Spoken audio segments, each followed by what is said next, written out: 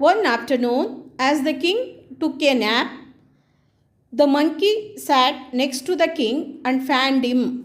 ಒಂದು ಮಧ್ಯಾಹ್ನ ರಾಜನು ನಿದ್ದೆ ಮಾಡುವಾಗ ಕೋತಿಯು ರಾಜನ ಪಕ್ಕದಲ್ಲಿ ಕುಳಿತುಕೊಂಡು ಅವನಿಗೆ ಗಾಳಿ ಬೀಸುತ್ತಿತ್ತು.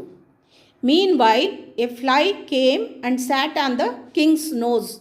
ಅಷ್ಟರಲ್ಲಿ ರಾಜನ ಮೂಗಿನ ಮೇಲೆ ಒಂದು ನೊಣ ಬಂದು ಕುಳಿತಿತು. The monkey tried to shoot it away, but it kept coming back. ಕೋತಿ ಅದನ್ನು ಓಡಿಸಲು ಪ್ರಯತ್ನಿಸಿತು, ಆದರೆ ಅದು ಪುನಃ ಹಿಂತಿರುಗುತ್ತಲೇ ಇತ್ತು. Frustrated with the fly, the monkey took the king's dagger to kill it.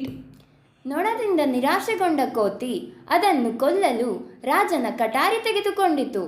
He attacked the fly as it sat on the king's neck, killing the king instantly. ರಾಜನ ಕುತ್ತಿಗೆಯ ಮೇಲೆ ಕುಳಿತಿದ್ದ ನೊಣ